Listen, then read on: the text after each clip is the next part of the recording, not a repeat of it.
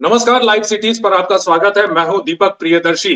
देखिए, बिहार में शिक्षकों की बहाली इस समय तेजी से चल रही है और पहले चरण की बहाली की प्रक्रिया पूरी हो चुकी है। 1,20,000 जो शिक्षक हैं उनको नियुक्ति पत्र भी बांटे गए, उनकी ज्वाइनिंग भी हो रही है और वहीं पर दूसरे चरण की बहाली की प्रक्रिया भी चल रही है।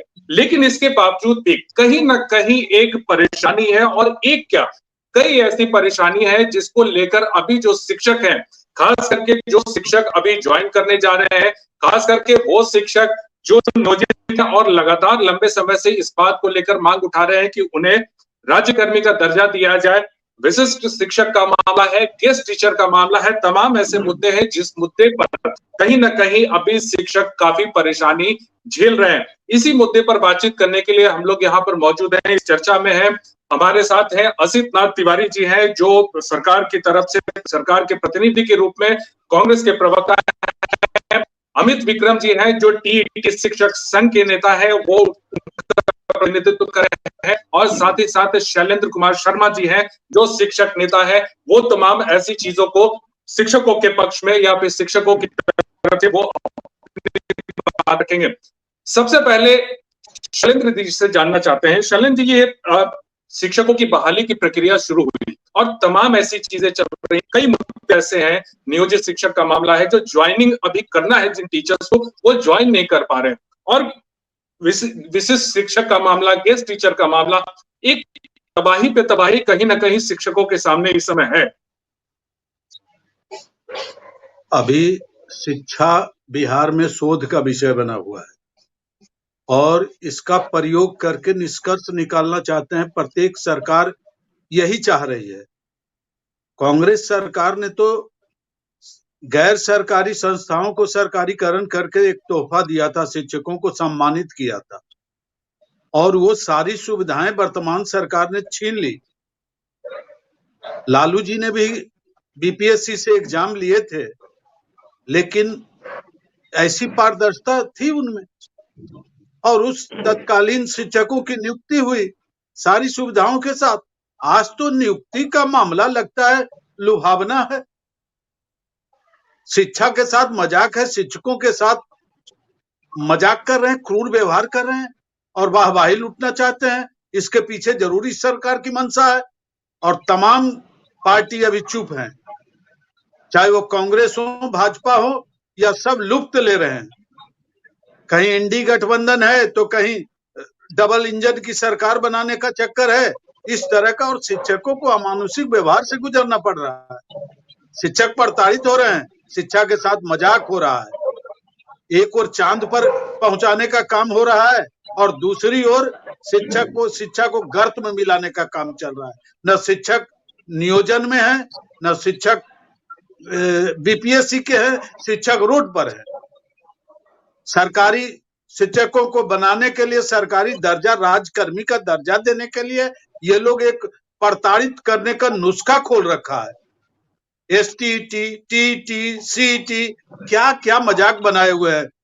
ऐसी इतनी परीक्षाएं शिक्षक बनने के लिए इतने दौर से गुजरना पड़ता है और सारी राजनीतिक पार्टियां चुप है और सब वाहवाही लूटते हैं। जितने भी शिक्षक प्रतिनिधि हैं, शिक्षकों की समस्याओं से रूबरू नहीं हो रहे हैं, चाहे वो कांग्रेस के जनप्रतिनिधि हो, श्री डॉक्टर मदन मोहन झा जी, संजीव कुमार सिंह, शत्रुघ्न प्रसाद सिंह, या जितने भी छुट भैया नेता लोग हैं, और जितनी भी शिक्षक संघ की जितनी भी यूनिट इकाइयां हैं, न नियोजन के क्रम में इन लोगों ने बोला। जो सुविधा कांग्रेस सरकार ने स्वर्गीय जगन्नाथ मिश्रा ने दी थी, उसका आज क्रूर मजाक किया गया। एक इकाई समाप्त करके 6 शिक्षक को बहाल किया गया, उनकी सारी सुविधाएं छीन ली गई, और जो बचे शिक्षक हैं, नियोजन भी हुआ, वो भी स्वीकार हो गया। लेकिन आज आपके पास आते हैं और उन विषयों को चलो जी हम समझने की आपसे कोशिश करेंगे कि क्या इसमें टेक्निकल प्रॉब्लम अभी जो चल रहा है, जो पहले फेज के शिक्षकों की ज्वाइनिंग को लेकर, ये हम आपसे समझेंगे। लेकिन उससे पहले अमित जी, बार बार नियोजित शिक्षकों को राज्यकर्मी का दर्जा देने की मांग उठ रही है, और जाहिर सी बात है कि मांग हो भी रही है, और हर बार ऐसा लगता है जब कैबिनेट की बैठक होती है और ऐसा लगता है कि अब राज्यकर्मी का दर्जा मिल जाएगा, लेकिन अभी तक वो दर्जा नहीं मिला। कहीं ना कहीं ये चीजें आप लोग को डिसअपॉइंट करती है। देखिए, बिल्कुल डिसअपॉइंटमेंट हो रहा है। शिक्षकों के बीच में एक ऐसा संदेश जा रहा है कि सरकार जानबूझ करके राज्यकर्मी के मुद्दे को लटका रही। जब माननीय मुख्यमंत्री जी ने 15 अगस्त को ही गांधी मैदान के ऐतिहासिक मंच से घोषणा की थी कि हम सभी नियोजित शिक्षकों को सरकार से जोड़ देंगे, राज्यकर्मी बना देंगे, तो हम लोगों को एक विश्वास हो गया था कि नहीं, माननीय मुख्यमंत्री जी और वर्तमान जो महागठबंधन की सरकार है वो नियोजित शिक्षकों के बारे में सकारात्मक सोचती है, सकारात्मक राय रखती है और जल्द ही हम सभी नियोजित शिक्षकों को राज्यकर्मी का दर्जा मिले। लेकिन उनके उस वादे और उस घोषणा को 5 महीने होने जा रहे हैं, चौथा महीना यह चल रहा, और ऐसे में अब तक जो है कि उसको अमली जामा नहीं पहनाया गया है, उसको मूर्त रूप में क्रियान्वित नहीं किया गया है। तो बार बार शिक्षकों के मन में जब कैबिनेट की बैठक होनी रहती है तो मीडिया के माध्यम से, अन्य माध्यम से यह खबर चलती है कि इस बार राज्यकर्मी का मसला सुलझ जाएगा, कैबिनेट में स्वीकृति मिल जाएगी, और फिर नहीं मिल पाती। तो निराशा का भाव जागता है। कहीं ना कहीं शिक्षक अब अपना धैर्य और संयम खो रहे हैं। माननीय वित्त मंत्री जी ने भरे सदन में जिस दिन 11 जुलाई को हमारा आंदोलन था, उस दिन कहा था कि नहीं, सबको राज्यकर्मी का मिलेगा और जल्द से जल्द मिलेगा। उसके बाद लगातार बैठकें हुई, उस पर एक ड्राफ्ट भी आया, लेकिन डिले जो हो रहा है, हमें देखिए, हम आज भी कह रहे हैं कि हमें इस सरकार पर यकीन है। खास करके इस सरकार में जो पूर्व में महागठबंधन में थे, राजद, कांग्रेस वाले, इन लोगों ने चुनाव लड़ा था इस मुद्दे पर कि हम नियोजित शिक्षकों को राज्यकर्मी समान काम समान वेतन देंगे, और ये लोग आज सत्ता में हैं, तो इनसे बहुत उम्मीदें हैं कि ये हमारी मांग को पूरा करेंगे। जो बरसों से जिस संघर्ष को हम लोग आज तक अपने कंधों पर खींचकर यहाँ तक लाए हैं, उसे मुकाम तक पहुंचाएंगे। लेकिन जो विलंब हो रहा है उससे शिक्षक अपना धैर्य खो रहे हैं और उनके मन में तरह तरह की नकारात्मक बातें आ रही हैं। खास करके तब जबकि एक तरफ बीपीएससी की बहाली इतनी तेजी से हो रही है, पहला चरण हो गया, ज्वाइनिंग हो गई, और ज्वाइनिंग से पहले दूसरे चरण की शुरुआत हो गई, और उसकी भी अब 10 दिन बाद परीक्षा है, उसका डेट शीट आ गया, एडमिट कार्ड आने वाला है, और अब तक नियोजित शिक्षकों पर कोई डिसीजन नहीं हो पा रहा है। तो मन में यह संदेह है, संशय है कि आखिर सरकार चाहती क्या है, क्यों डिले कर रही है। जब राज्यकर्मी की घोषणा माननीय मुख्यमंत्री जी स्वयं कर चुके हैं, उसको जल्द से जल्द लागू कर दिया जाए। तो शिक्षक अपना धैर्य खो रहे हैं, उनके धैर्य की एकदम अंतिम परीक्षा, अंतिम घड़ी चल रही। ठीक है, और असित तिवारी जी यहाँ पर है, कांग्रेस के प्रवक्ता है, पार्टी सरकार में है और आप सरकार के प्रतिनिधि के रूप में है। असित, आपने अभी शैलेंद्र शर्मा जी को भी सुना, आपने अमित विक्रम जी को भी सुना, इस पर आपका रिएक्शन चाहेंगे। कुछ पॉइंट्स ऐसे हैं जिस पर अभी टीचर्स कहीं ना कहीं परेशानी झेल रहे हैं। सबसे पहले कि नियोजित शिक्षकों को राज्यकर्मी का दर्जा नहीं मिला। कई ऐसे जिले हैं जहां पे नियोजित शिक्षकों को लंबे समय से वेतन नहीं मिला। पहले चरण में जिन शिक्षकों की बहाली हुई वो ज्वाइन नहीं कर पा रहे क्योंकि उनके लिए ज्वाइनिंग का डेडलाइन 30 नवंबर तक रखा गया है, और उसमें क्राइटेरिया है कि जब तक रेजिग्नेशन लेटर एक्सेप्टेंस नहीं मिलेगा तब तक नहीं कर सकते, और उन्हें मिल नहीं रहा। सबसे दूसरी ये बात है कि जो टीचर्स अगर ज्वाइन करेंगे तो जो गेस्ट टीचर है वो हटा दिए जाएंगे। तो ये तमाम ऐसी परेशानियां हैं। क्या जवाब है अभी सरकार के पास? देखिए, पहले तो एक कंफ्यूजन जो है उसको मैं दूर कर दूं। किसी का रेजिग्नेशन नहीं हो रहा है, कहीं से रिजाइन नहीं करना है। जो नियोजित बीपीएससी उत्तीर्ण हो गए हैं उनको बस अपने स्कूल से अनापत्ति प्रमाण पत्र लेना है, वो तो कहीं भी लिया जाता है, नो ऑब्जेक्शन सर्टिफिकेट लेना है, और जिला परिषद से उनको विरमण पत्र लेना है। मतलब आपकी सेवा निरंतरता बनी रहेगी। ये अमित जी आप जान लीजिए, और शैलेंद्र सर आपको भी कह रहा हूं, सरकार इस बात पर पूरी तरह से सहमत हो गई है। गठबंधन के तमाम लोग बैठे थे और ये सहमत हो गई कि भाई जो लोग 10 साल नौकरी कर चुके हैं, 5 साल नौकरी कर चुके हैं, कैसे सर्विस काउंट नहीं कीजिएगा। तो सेवा निरंतरता बनी रहेगी, इसीलिए किसी का इस्तीफा नहीं लिया जा रहा है, कहीं नहीं लिया जा रहा है, किसी एक का इस्तीफा नहीं हुआ है। विरमण पत्र जिला परिषद। एक मिनट आसिफ जी, यहाँ पर 1 मिनट के लिए रोक रहा हूँ। कई ऐसे बाहर के भी जो शिक्षक हैं जो दूसरे राज्यों से हैं और दूसरे विभागों में या दूसरी जगहों पे काम कर रहे हैं, ऑब्वियसली उन्हें तो रिजाइन करके आना है, उनके लिए क्राइटेरिया तो होती है। सर वो जिस विभाग में है वो विभाग अगले 2 साल तक उन्हें विरमित नहीं करेगा तो क्या हम सीट वैकेंट रखेंगे? नहीं ना, एक टाइम फ्रेम में तो आना है, एक टाइम फ्रेम में आना पड़ेगा सर। ये नहीं चलेगा कि आप लिख के दे दीजिए कि मैं तो फला जगह सब इंस्पेक्टर हूं और यूपी पुलिस तो मुझे अगले 1 साल तक नहीं विनियमित करेगी, तो क्या सीट वैकेंट रखेंगे? नहीं रखेंगे सर। एक समय फ्रेम में आना पड़ेगा। आप ठीक है, थोड़ी रियायत दी जा सकती है, थोड़ी मोहलत दी जा सकती है, बहुत लंबी अवधि किसी को नहीं दी जा सकती। तो ये बड़ा स्पष्ट है। अब जो बात है समान काम समान वेतन, देखिए हम तो यही चाहते थे, हमारी लड़ाई भी यही थी कि समान काम समान वेतन भी। कांग्रेस पार्टी है ना सर, इसने इस देश के गांव टोलों में प्राइमरी स्कूल से लेकर दिल्ली का जेएनयू खड़ा किया है। कांग्रेस पार्टी जानती है कि देश की जरूरत क्या है। देश की जरूरत हिंदू मुस्लिम बैकवर्ड फॉरवर्ड नहीं है, उस गांव टोले में स्कूल इसकी जरूरत है। हमने खोल के दिखाया है, आज भी वही स्कूल है, उसके अलावा कहीं नहीं बन पाया सर। जो यूनिवर्सिटीज हमने दे दी, आज भी वही यूनिवर्सिटीज है, उन्हीं स्कूलों से पढ़ के निकले लोग कह रहे हैं कांग्रेस ने क्या किया। तो उन गांवों में जरा प्राइमरी स्कूल देख लीजिए, वो हमने ही दिया है, और दिल्ली का जेएनयू भी दिया है। हम चाहते थे समान काम समान वेतन।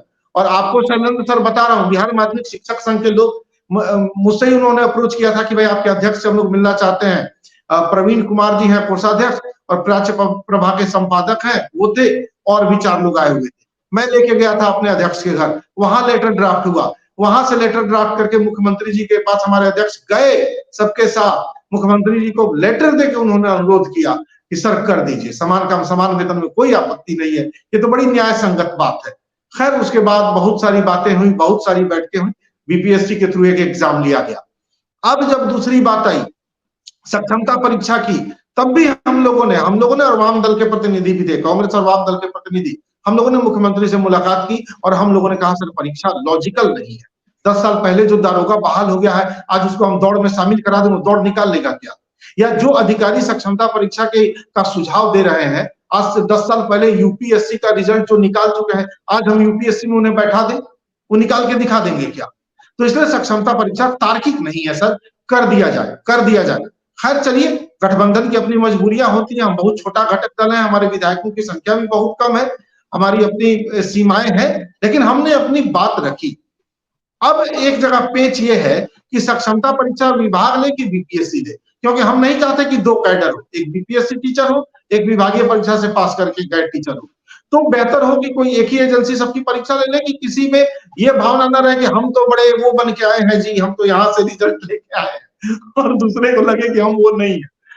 लेकिन बेहतर यही है, हमारा प्रयास अभी भी यही है कि सक्षमता परीक्षा की कोई जरूरत नहीं है, लेकिन हम इस कोशिश में सफल हो पाएंगे इसमें हमें भी संदेह है, पर हमारा प्रयास जारी है। और सर सारे लोग राज्यकर्मी बनेंगे, आप बिल्कुल निश्चिंत रहिए, राज्यकर्मी बनना तय है, सारे लोग बनेंगे। ये सरकार के घटक दल के तौर पर बड़ी जिम्मेदारी से मैं यहाँ कह रहा हूं कि राज्यकर्मी तो बनना है, कोई नहीं रोक पाएगा सर। वो दौर गया जब कोई कहता था कि भगवान भी धरती पर आ जाए तो इन्हें राज्यकर्मी नहीं बना पाएंगे, वो दौर गया सर।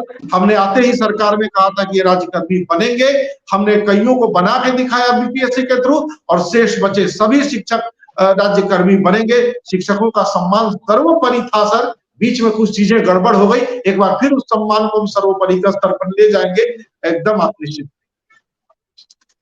शैलू जी, आपसे कुछ देर पहले बात हो रही थी और उस बातचीत के दौरान आपने तमाम चीजें एक टेक्निकलिटी बताई थी कि कहीं ना कहीं अभी जो शिक्षक बहाली की जो प्रक्रिया है, उस प्रक्रिया में कहीं ना कहीं एक पेच है और उसमें कई तरह की अड़चने हैं। क्या अड़चने हैं उसमें? सरकार अड़चने ऐसी पैदा कर दी है जिसका समाधान संभव नहीं है। मैं अखिल भारतीय शैक्षिक संघ का संयुक्त सचिव हूं और मैंने राष्ट्रीय स्तर पर इस सब मामले को उठाया है। और जहां तक सवाल है समान कार्य समान वेतन की बात, इस सरकार के बूते से बाहर की बात है। आर्टिकल 19 में देखिए, इन्होंने नियोजित इकाइयां जब ये पंचायती राज के तहत कर दिया इन्होंने, तो सारे अभी जो अनापत्ति प्रमाण पत्र है इसको क्या हल्के में ले लोग। विद्यालयों में जो स्थिति बनी हुई है अभी, आपस में कटुता की भावना ये सरकार पैदा कर दी है। जात पात आरक्षण और सारी स्थितियां भी स्कूलों में अनापत्ति प्रमाण पत्र के क्रम में शिक्षकों को झेलना पड़ रहा है। जो बीपीएससी हो गए, ये नियोजित हो गए, और सेवा निरंतरता की बात हो रही है, जहां राजकर्मी की बात तो अपने मेधा के बल पर हुआ है। सरकार तो इसमें भी गेम खेल रही है। और सरकार के मैनिफेस्टो में था माननीय उप मुख्यमंत्री जी अभी क्या बोल रहे हैं, कहाँ है? मूक बने हुए हैं, सारे संगठन बिहार के मूक बने हुए हैं शिक्षकों के समस्याओं से लेकर। उसी विद्यालय में वैकेंसी है, उसी विद्यालय में क्यों नहीं प्रमोशन हो गया? महिलाएं जहाँ के दरभंगा, पटना की रहने वाली दरभंगा जा रही है, और वो सुदूर देहात में न रहने की व्यवस्था है, न खाने की व्यवस्था है, न ठहरने की व्यवस्था है। क्यों नहीं इस पर राजनीतिक दल इस पर एक मत हो रहे हैं कि जो जहां है उसी के अगल बगल में कीजिए, उनके गृह जिला में कीजिए। और जहां तक अभी सवाल है अनापत्ति प्रमाण पत्र का, टेक्निकल डिफिकल्टी हो गई है कि सब्सिडरी का विषय लेकर वो अपॉइंटमेंट हो गया है उनका, और उसी को लेकर बीपीएससी में अपीयर हो गए हैं। वहां पेच फंस रहा है, जात पात का पेच फंस रहा है, बीपीएससी और नियोजन और अतिथि शिक्षक का पेच फंस रहा है। जिला परिषद में ओपन घुसखोरी हो रही है कि हम रिलीव करेंगे, दीजिए दीजिए लीजिए का धंधा चल रहा है। सारे जिला शिक्षा पदाधिकारियों से लेकर सारे गेम खेल रहे हैं। टेक्निकल डिफिकल्टी तो वहां फंसा हुआ है। सवालों के जवाब रिलीव होने में जो है वो असित नाथ तिवारी जी से लेते हैं। असित जी, ये तमाम पॉइंट्स जो अभी शालू जी उठा रहे थे, साथ ही साथ ये भी चीजें देखने में आई हैं कि कई ऐसे टीचर हैं जिनको ज्वाइनिंग लेटर दे दिया गया, अब उनसे ज्वाइनिंग लेटर वापस लिया जा रहा है, ये कहते हुए कि क्राइटेरिया वो तय मानक जो है वो क्राइटेरिया है, उस क्राइटेरिया को पूरा नहीं करते। जब क्राइटेरिया पूरा नहीं हुआ तो उन्हें ज्वाइनिंग लेटर कैसे मिला? बीपीएससी में कैसे उनको सब्सिडी में आपने अपीयर, बीपीएससी दायरे में है जी जी शालू जी दायरे में है। असित जी देंगे जवाब जी।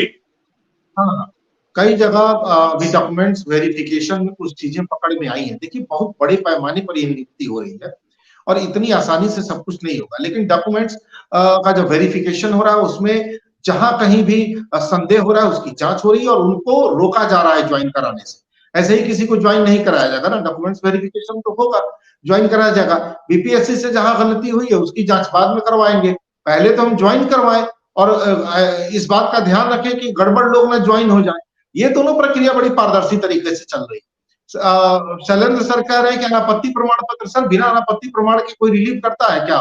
प्राइवेट जॉब में है दीपक जी पहले जिस चैनल पर रहे होंगे, जब छोड़े होंगे या अखबार में रहेंगे तो इनको भी एनओसी लेना पड़ा होगा। एनओसी तो बहुत सामान्य प्रक्रिया है, तो तब तो कहीं भी हम वित्तीय गड़बड़ी करके दूसरी जगह चले जाएंगे, पकड़ में नहीं आएंगे।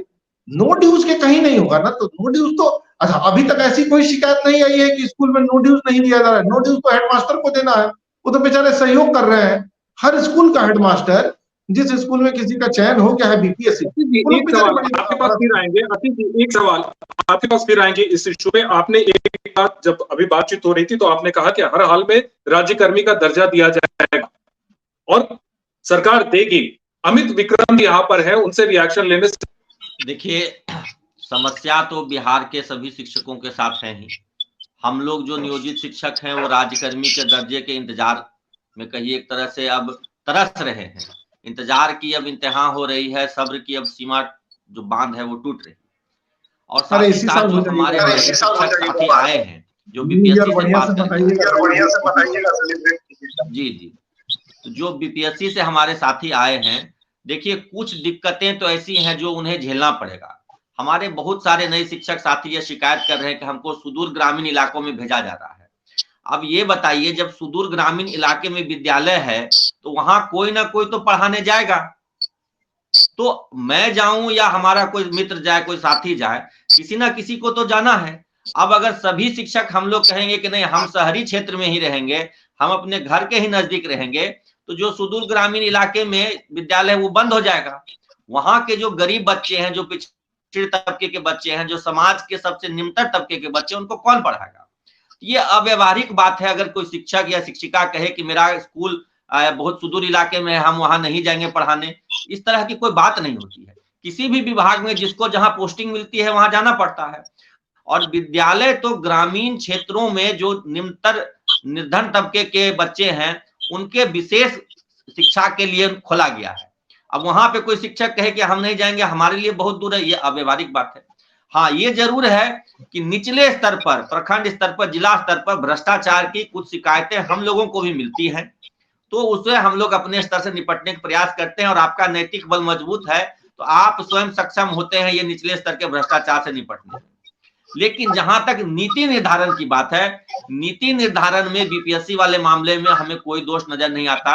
हम लोग सरकार के बीपीएससी वाले मैटर पर जो भी सरकार कर रही है उसका हम लोग स्वागत करते हैं। जो भी माननीय के पाठक जी कर रहे हैं उनकी नीतियों का हम स्वागत करते हैं। क्रियान्वयन में कहीं कहीं चूक होगी, क्योंकि इतनी बड़ी बहाली है, 1,20,000 1,10,000 शिक्षक आए हैं, तो कुछ कहीं ना कहीं से शिकायतें तो आएंगी ही। जब इतनी बड़ी संख्या में हुआ है तो शिकायतें होंगी, लेकिन पॉलिसी लेवल पर दिक्कतें नहीं है। दिक्कत है ग्राउंड लेवल पे इम्प्लीमेंटेशन में। और हम जो नियोजित शिक्षक हैं पहले से, वहां भी मैं बार बार कह रहा हूं कि हमें सरकार पर पूरा भरोसा है कि हमें राज्यकर्मी का दर्जा मिलेगा।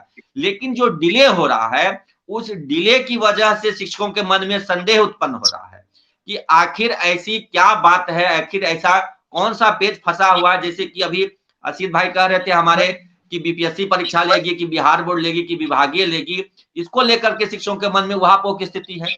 हमारा संवर्ग क्या होगा इसको लेकर के हम लोग के मन में संशय है। हमारी यह स्पष्ट मांग है कि एक ही विद्यालय में एक ही संवर्ग होना चाहिए।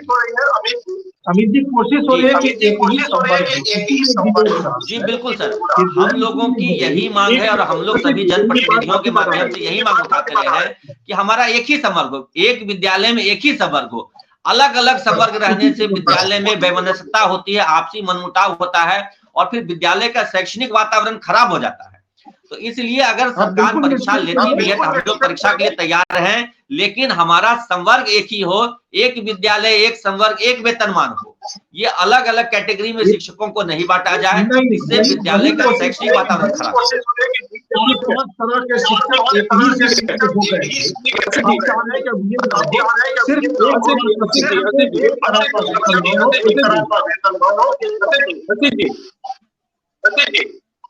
बोलिए। आ रहा हूँ, आप ही के पास आ रहा हूँ। असीम जी,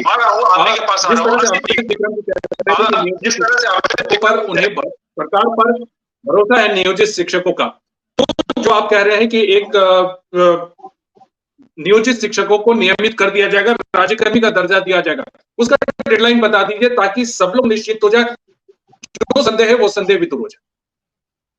देखिए, मैंने अभी अमित जी को कहा कि आप न्यू ईयर बढ़िया से सेलिब्रेट कीजिएगा, तो इशारा काफी है। ये न्यू ईयर बहुत अच्छे से सेलिब्रेट करेंगे सर, हम बहुत जल्दी इसको करेंगे, इसमें बहुत ज्यादा देरी अब नहीं होगी। कहाँ पेच है वो भी हमने बता ही दिया और हमारी भी जिम्मेदारी है सर, किसी को हम पर भरोसा है तो हमारी भी जिम्मेदारी है। शैलेंद्र कुमार शर्मा सर ने जिस तरह से आते ही कहा कि कांग्रेस ने क्या क्या शिक्षकों के लिए किया, सर उसका हम एहसान कैसे भूल जाए कि हमारा किया इतना याद है और हमारे किए को याद करके आज भी लोग हमें अपना आशीर्वाद देते हैं।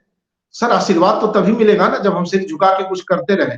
हम निश्चित तौर पर शिक्षकों के लिए, जब तक हम सरकार में, हम नहीं जानते हम कब तक है, लेकिन कांग्रेस पार्टी जब तक सरकार में है सर, एक कर्मचारियों की, किसानों की, मजदूरों की, मिडिल क्लास की सरकार बनी रहेगी। आप निश्चिंत रहिए, इन शिक्षकों की जय जयकार करेंगे और इनका नया वर्ष जो 1 तारीख को सेलिब्रेट करेंगे ना, बहुत जश्न से करने जा रहे हैं, मुझे आज से दिख रहा है। जाहिर सी बात है कि अब नए वर्ष में तमाम जो मुश्किलें हैं वो मुश्किलों को सरकार दूर करने की कोशिश करेगी। कई सारे प्रॉब्लम्स हैं, नियोजित के अलावा तमाम ऐसे मुद्दे हैं, इन मुद्दों पर भी जाहिर सी बात है कि ये उम्मीद है कि सरकार उस पर सोचेगी और ताकि उस पर एक बड़ा फैसला हो और जो बड़े पैमाने पर जो शिक्षकों की बहाली हो रही है वो बहाली जारी रहे। बहुत बहुत धन्यवाद शैलेंद्र जी, आपका बहुत बहुत धन्यवाद। अमित विक्रम जी, आपका भी बहुत बहुत धन्यवाद।